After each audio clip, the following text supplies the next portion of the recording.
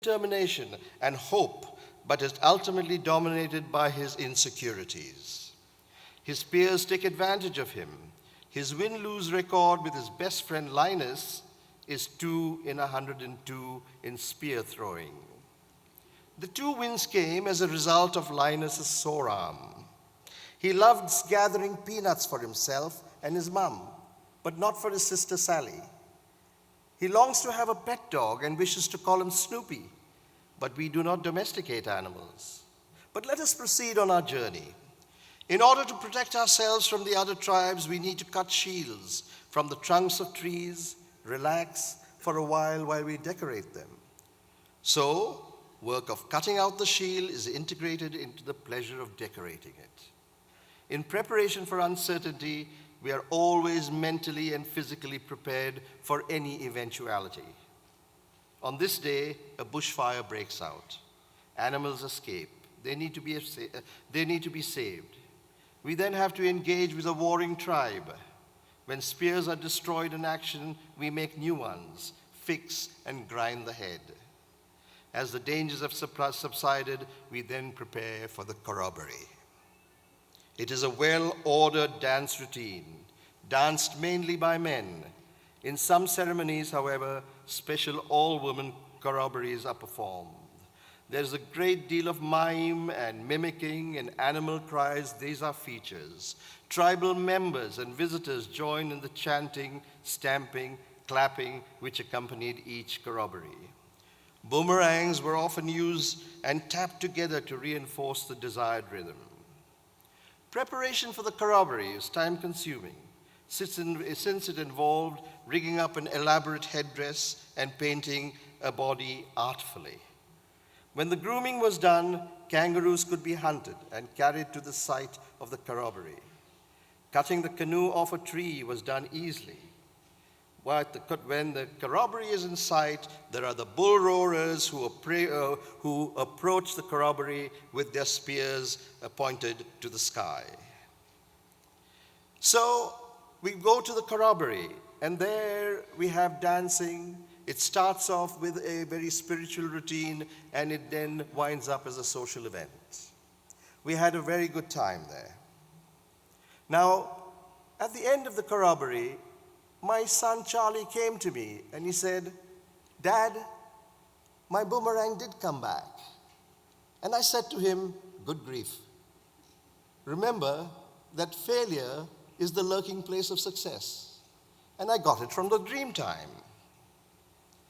And if the mobilization of human resources for the betterment of local people is community development, then the corroboree is the earliest manifestation of community development known to humanity.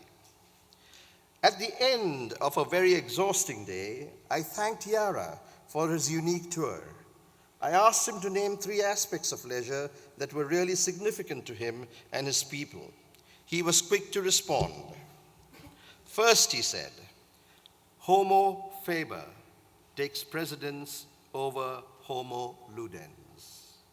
Man, the worker, man, the tool maker, takes precedence over man, the player. Tool making was essential for men as hunters and women as gatherers to secure food for survival.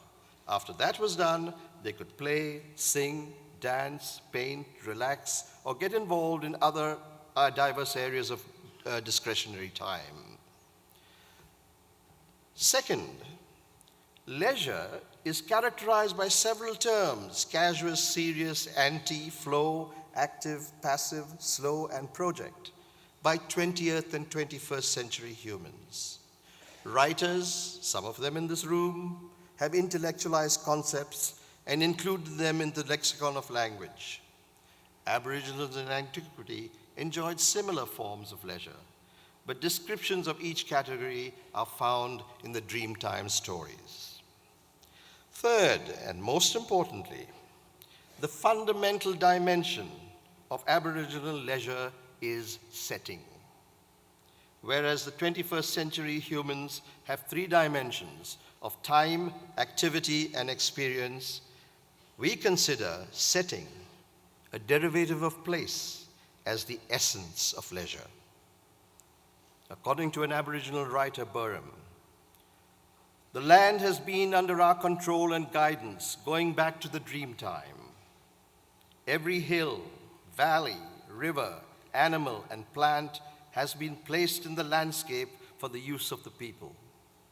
In Europe, as people developed their civilizations from caves to cathedrals, they left clear evidence of their achievement for future generations to admire.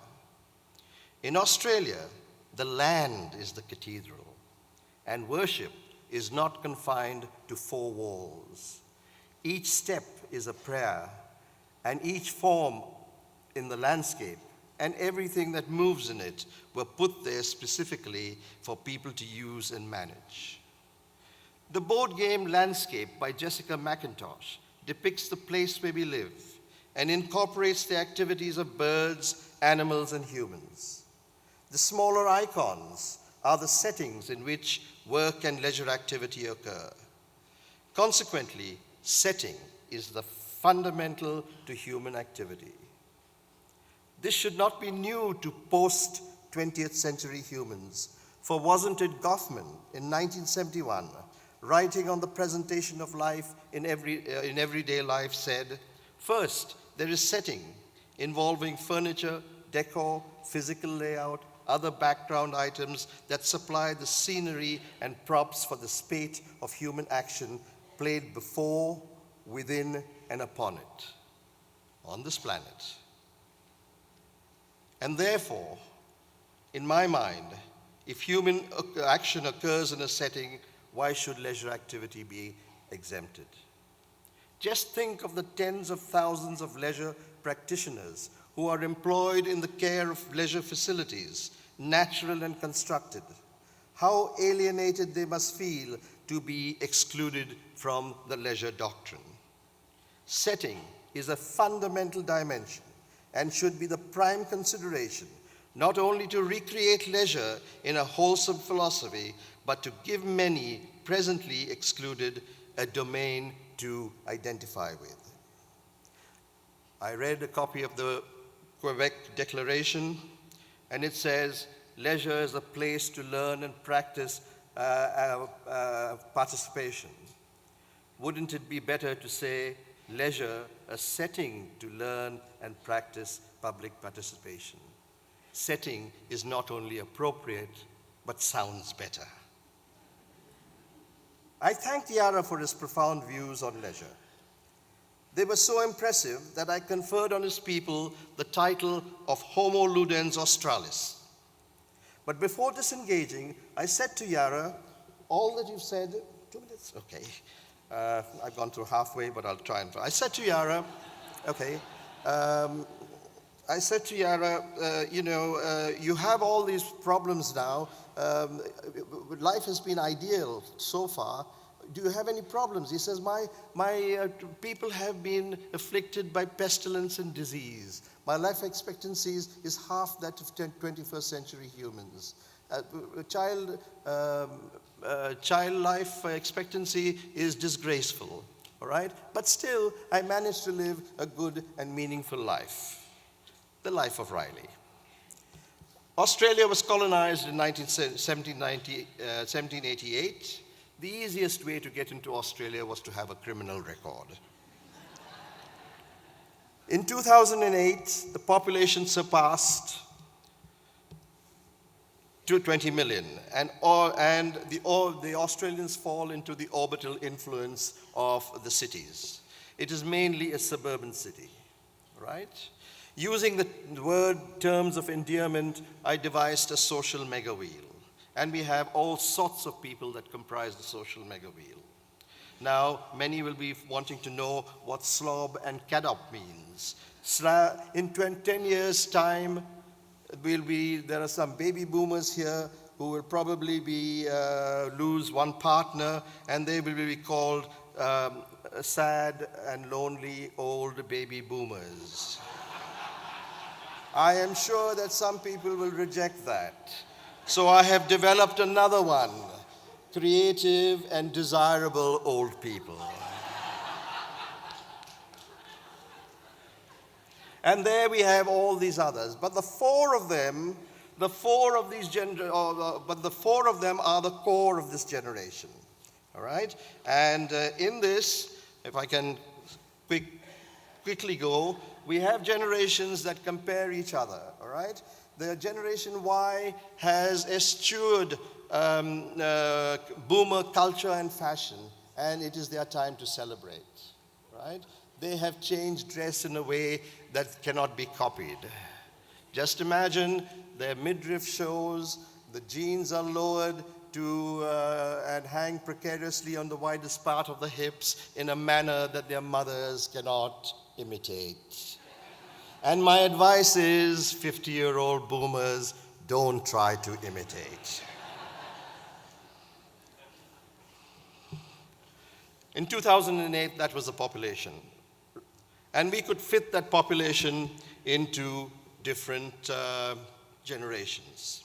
You have the frugals, you have the boomers, you have Generation X, and you have Generation Y. These can be looked at as social regions configured by behavior. And so you have the hard economic times of people faced during the depressions, as the frugals, 70 years and plus. I tried to get the one right up there, but unfortunately I fall into that bracket. I've been corrupted by the boomers, who seem to be self-confident, self-centered, self-congratulatory. They clinched the high and middle-level jobs, and they were fashion innovators. And then we had Generation X, who were hard done by the boomers, and couldn't get the jobs they wanted, and we have Generation Y. And we could apply that to the digital awareness, where aliens, transients, adaptives are the labels given to these people as a result of digital awareness. And so it is that the Anglo-Celtic primacy, challenged by East European, Mediterranean, and Asian influences, move Australia towards a fluent and transient mobile 21st century. I think we are a very lucky country.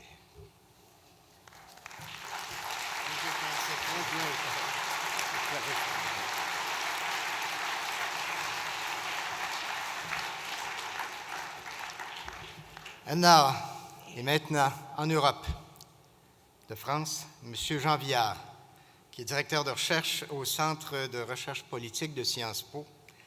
M. Viard s'intéresse particulièrement aux temps sociaux du loisir et ses répercussions, notamment sur la semaine de 35 heures. Et il s'intéresse également à l'espace urbain et rural. Nous en débattrons mercredi. Alors, M. Viard est l'auteur de plusieurs ouvrages, dont celui sur le sacre du temps libre et le nouvel âge du politique.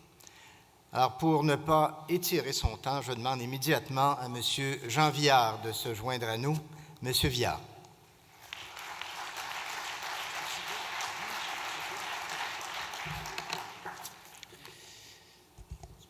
Merci. Bonjour. Alors moi, évidemment, je ne vais pas partir aussi vieux en arrière. Et je vais nous plonger dans les loisirs et dans les activités en Europe aujourd'hui. Mais si je devais résumer d'une phrase que je voudrais dire, au fond, je dirais la civilisation des loisirs en Europe, elle est largement déjà là, mais on ne la voit pas. Et si on regarde un peu ce qui s'est passé, moi je m'arrêterai sur les 2 ou 3 dernières générations, on se rend compte que les sociétés, notamment les sociétés européennes, ont été profondément réorganisées par l'ensemble des activités de loisirs, que ce soit le tourisme, la vie culturelle, le temps libre, etc. Et je vais essayer d'en donner un certain nombre d'éléments. Mais je voudrais que vous gardiez en mémoire cette idée, attention, la réorganisation des sociétés est déjà là. Et je vous donnerai 2 chiffres. Vous savez, 40% de l'emploi européen, c'est tout ce qui concerne l'économie du corps, l'éducation, la santé, la culture, les loisirs. 40% des emplois. Le sol, la terre, l'agriculture, les routes, c'est 10% des emplois. La production des objets manufacturiers, 20% des emplois. Et 30% des emplois, disons, c'est la logistique, le commerce, la politique, la sécurité, tout ce qui gère effectivement les sociétés. Mais gardons cette vision de cette transformation. Gardez 40% des emplois, effectivement, sont déjà les emplois des économies du corps, au sens large. Alors une fois que j'ai dit ces quelques éléments, en introduction, je vais retenir 8 points pour essayer d'être un peu précis. D'abord quelques chiffres en termes de pratique, puisqu'on est là pour faire le point et la comparaison. 97% des Européens regardent la télévision, ce n'est pas original tous les jours. 47% utilisent un ordinateur, 34% se promènent sur Internet, 45% déclarent avoir lu un livre l'année précédente, c'est quand même considérable. 62% écoutent de la musique tous les jours, 22% dansent, 20% chantent, 66% partent en vacances. Donc il faut regarder ces chiffres. Alors vous savez, les chiffres, on peut en discuter, les moyennes, mais comprenons bien qu'on est dans une société où au moins les 2/3 des gens sont déjà inclus dans l'ensemble de ces pratiques, et ça a modifié leur rapport à la réalité, leur représentation, leur culture du territoire. Par exemple, quand 66% des Européens partent en vacances, 80% d'entre eux visitent l'Europe en réalité. Ils ne sortent pas d'Europe. Et même presque la moitié reste dans leur propre pays. Et c'est très différent d'ailleurs d'un pays à l'autre. Il y a des pays où on sort beaucoup, par exemple l'Allemagne, des pays où on sort très peu, comme la France, les pays méditerranéens, comme l'Italie et l'Espagne, qui sont en train de modifier leurs pratiques pour ne prendre que cet élément-là. Et regardons aussi que les régions, et je vais y revenir, où il y a le plus de touristes, sont celles qui se développent le plus vite. Et que donc on est déjà dans le temps numéro 2. Il y a eu le temps numéro 1, par exemple, celui du développement du tourisme. On est dans le temps numéro 2, c'est-à-dire les régions touristiques se développent plus vite que les régions non touristiques. Mais alors, ce qu'il faut bien comprendre, c'est que l'ensemble de ces nouvelles pratiques sont fondamentalement liées à l'allongement de notre espérance de vie. Est-ce que vous savez que vous avez 700 000 heures en moyenne d'espérance de vie? Il ne vous reste pas 700 000 heures, vous avez 700 000 heures en tout. Vos grands-parents vivaient 500 000 heures. Le XXe siècle en Europe, et c'est pareil d'ailleurs aux États-Unis, au Canada, l'espérance de vie est passée de 500 000 à 700 000 heures. On a gagné 200 000 heures d'espérance de vie. La durée moyenne du travail, on dit tout le temps qu'on travaille tout le temps. Mais attendez, la durée moyenne du travail au début du XXe siècle, c'était 200 000 heures sur une vie de 500 000 heures. La durée moyenne du travail pour avoir droit à la retraite aujourd'hui dans les pays développés européens, c'est entre 63 et 70 000 heures. En gros, la durée du travail par individu, c'est 10% de son existence, alors que c'était 200 000 heures il y a 3 générations. Donc je crois qu'il faut comprendre ces bouleversements et se dire qu'au début du XXe siècle, quand on a commencé à se poser les questions que nous nous posons aujourd'hui, l'espérance de vie en Europe était de 500 000 heures, on dormait de 100 000 heures, on travaillait de 100 000 heures dans les milieux populaires. Il restait 100 000 heures pour apprendre, croire, aimer, militer et mourir. Aujourd'hui, on a des vies en moyenne de 700 000 heures. Nos enfants, ça sera 800 000 heures. La durée du travail et des études, c'est à peu près 100 000 heures, études compris. La télévision, c'est 100 000 heures. Et le sommeil, c'est 200 000 heures. Donc ça veut dire qu'il faut regarder ces grands équilibres et comprendre cette immense extension du temps et la transformation profonde du travail par rapport à ce qui était dit avant, parce que si le travail est plus court, c'est aussi parce qu'il est plus intense, il s'est vidé d'une partie du lien social qu'il incluait, bien évidemment, mais comprenons d'abord ces grands équilibres. Et donc disons-nous que la culture du loisir, la culture du voyage, le développement de la télévision est inséparable de cet allongement extraordinaire de la vie et de l'allongement extraordinaire des temps libres. C'est ma première idée. La deuxième idée, c'est que dans cette société-là, évidemment, le statut du travail a profondément changé. Le mythe du XIXe siècle, c'était le mythe des rentiers, c'était le rêve de Stendhal, c'était le rêve qu'on trouve chez Balzac, c'est-à-dire c'était le rêve du non-travail, jusqu'à la guerre de 14 au fond. Parce que quand vous travaillez 200 000 heures sur une vie de 500 000 heures, en gros, il ne vous reste pas grand-chose pour faire autre chose. Et il est bien évident qu'aujourd'hui, on se réalise dans son travail, y compris, bien sûr, les dames qui ont été massivement mis au travail salarié dans nos sociétés, puisque la durée, évidemment, du travail se pense aujourd'hui dans nos couples et plus simplement le travail masculin salarié. Et donc, la conséquence, c'est que la place du travail a profondément changé, que l'ordre du travail, dans la production des normes, dans la production des valeurs, a effectivement changé de place dans la société, et que petit à petit, les valeurs qui montent des loisirs, les valeurs d'autonomie, les valeurs de créativité, les valeurs de discontinuité, les valeurs de libre choix, toutes ces valeurs deviennent des valeurs qui transforment nos couples, nos modes de vie. En France, par exemple, 57% des bébés naissent hors mariage. C'est un indicateur parmi d'autres de l'ensemble de ces bouleversements, qui touchent évidemment les couples, qui touchent bien évidemment la question du travail. Deuxième idée. Troisième idée. Quatrième idée. Faisons attention qu'il y a des générations de loisirs. C'est-à-dire, n'essayons pas que nos enfants aient nos loisirs. N'essayons pas qu'ils aient la même représentation que nous. Il y a eu la génération loisirs de l'après-guerre, qui a inventé le tourisme, qui a inventé ce qu'on appelait la culture, tous ces éléments. Et puis après, il y a eu la génération loisirs d'après 68, qui s'est bâtie sur le loisir urbain, qui s'est bâtie sur la télévision, qui s'est presque terminée avec le téléphone mobile. Aujourd'hui, il y a le loisir virtuel, il y a Internet, toutes les nouvelles générations, surtout de nouvelles pratiques. Une culture de la fête dans la ville.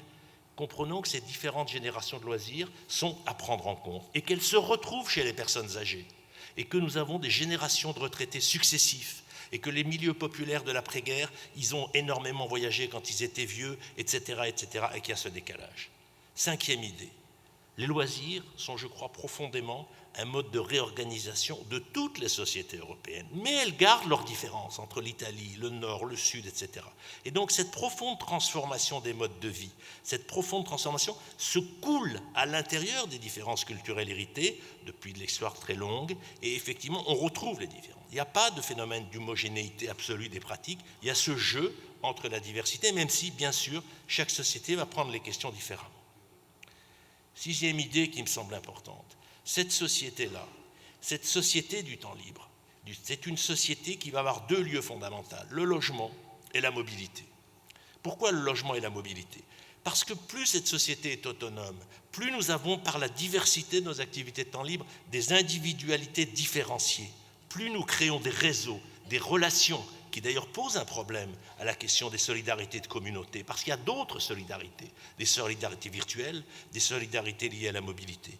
Juste un chiffre. En France, on parcourt 45 km par jour et par Français. 45 km par jour et par Français. Et sur ces 45 km, il n'y en a que 13 qui servent à aller travailler. Il y en a 15 qui servent au week-end et aux vacances. Et il y en a effectivement 17 qui servent à se déplacer autour de sa maison. Et la maison est devenue le lieu premier de la rencontre des individus. D'abord parce que dans les maisons, il y a la télévision, il y a Internet, etc. Donc on est connecté par le virtuel, mais aussi parce qu'on a transformé nos maisons pour se rencontrer les uns chez les autres. J'utilise souvent l'image de dire on a privatisé le lien social. Il n'y a pas une crise du lien social, il y a une mutation. On a tous des réseaux. On n'a jamais eu autant de réseaux. Il y a un chiffre qui fait toujours rire, mais on fait 6000 fois l'amour. Avant 14, on faisait entre 1000 et 1500 fois. Donc on a multiplié par 4 nos relations amoureuses. C'est un mode de relation. On a fait beaucoup moins d'enfants, donc la productivité s'est effondrée. Mais on voit bien ce genre, effectivement, de transformation des relations. Donc simplement, relation de mobilité entre des logements qui posent une question à ce que c'est que l'espace public, à sa nature, même s'il devient un petit peu un mythe sur lequel, évidemment, on rêve. 7e idée. Cette société, cette prégnance de la culture des loisirs a un effet énorme sur les normes et sur les valeurs collectives. Parce que ça favorise effectivement, d'abord, 2 éléments fondamentaux. La télévision et les vacances sont des moments où le travail est masqué. Ce qu'on ne voit pas, c'est l'effort. On ne voit pas l'individu produisant, on voit le résultat. Et on a effectivement un peu le sentiment que le travail devient quelque chose qui ne doit pas être difficile. Donc là, il y a tout ça. Et puis surtout, ce que j'ai dit tout à l'heure, il y a des normes, il y a des valeurs, de l'interpersonnalité, la rupture, la discontinuité, l'auto-organisation. Et une des grandes questions qui est posée au monde du travail, c'est comment réutiliser ces idées pour augmenter la productivité plutôt que s'y opposer. En France, en ce moment, nous avons un problème parce qu'effectivement, nous avons un président qui veut revaloriser le travail sur un modèle un peu archaïque. Donc, nous avons un certain décalage. Tout ça entraîne une 8e idée, c'est que l'usage des territoires est complètement bouleversé. Et que si non seulement le tourisme a bouleversé le territoire de l'Europe depuis une 50aine d'années, mais actuellement, les migrations intra-européennes se déplacent vers les régions touristiques. En France, il y a ces 10 dernières années 4 millions de personnes sur 66 millions qui ont changé de région et qui sont allées massivement s'installer le long de la Côte d'Azur, le long de Montpellier, vers la mer. On a la même chose en Espagne, en Italie, et c'est dans ces régions que se développent massivement les nouvelles technologies, les nouvelles industries, ce qui veut dire que la créativité du modèle économique européen est de plus en plus liée à la qualité de vie des territoires, et cette qualité de vie est en grande partie liée aux loisirs urbains innovés, aux zones touristiques, c'est-à-dire plus forcément aux qualités de vie traditionnelles, mais à ces processus nouveaux de réorganisation des sociétés. Alors pour conclure, qu'est-ce qu'on peut tirer de tout ça? Je dirais 2 idées en conclusion. La première idée, c'est que nous avons 4 éléments à jouer en même temps.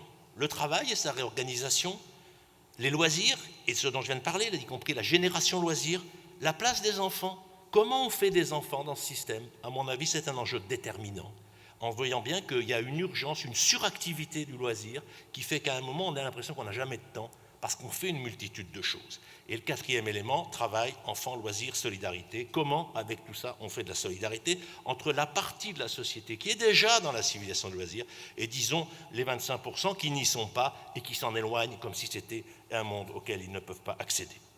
Et donc, pour conclure complètement, si vous voulez, je dirais, nous sommes face à cette question où une partie de la société est déjà, je pense, dans la civilisation des loisirs. Et donc là, il faut se poser la question comment on peut les enrichir, comment on peut les rendre plus créatifs, comment on peut les rendre plus culturels. Et une autre partie de la société n'y a pas encore accédé, elle est encore dans la question de la démocratisation. Mais ne confondons pas ces deux enjeux, ils me semblent extrêmement différents. Ensuite, je dirais, faisons très attention au fait que la jeunesse entre forcément avec une nouvelle culture générationnelle. Et souvent dans le monde du temps libre, dans le monde des loisirs, on a un peu tendance à vouloir que les jeunes rentrent dans notre proposition culturelle. Et par définition, parce qu'ils sont la jeunesse, parce qu'ils sont en rupture, parce que leur rupture, elle est là. On l'a très bien vu sur les photos des pantalons. Moi, dans ma génération, les jeunes filles raccourcissaient leurs robes jusqu'au maximum tolérable pour qu'on devine sans voir. Et aujourd'hui, on baisse la ceinture du pantalon. La question est toujours de faire râler la mère pour qu'elle proteste, ce qui effectivement permet de se démarquer. Donc, chacun a son innovation. Et pour finir, je dirais que un des grands enjeux de cette société des loisirs, c'est sa nouvelle relation avec le monde du travail. Et c'est que le monde du travail doit comprendre que la hausse de sa productivité est liée au fait de comprendre l'idée de rupture, l'idée d'équilibre entre le travail et le temps libre, l'idée d'auto-organisation des salariés. Et que donc les valeurs du temps libre doivent bien sûr être les valeurs du temps libre, mais elles doivent aussi bien sûr être réintégrées, reprises dans le monde du travail, qui bien souvent aujourd'hui est un peu défensif dans ses valeurs. Merci.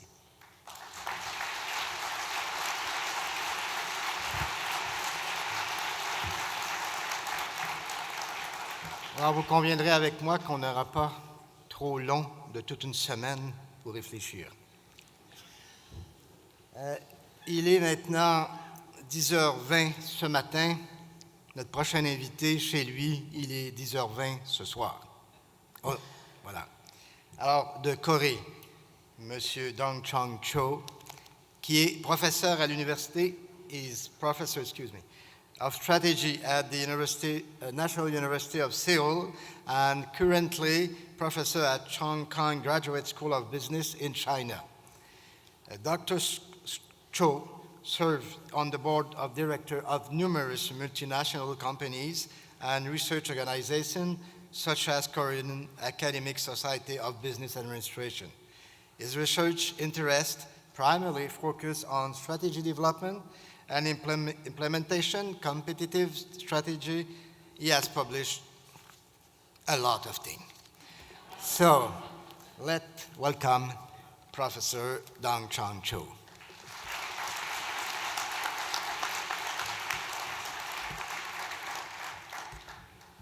Well, ladies and gentlemen, first of all, let me congratulate you for the 400th anniversary of the opening of the city of Quebec.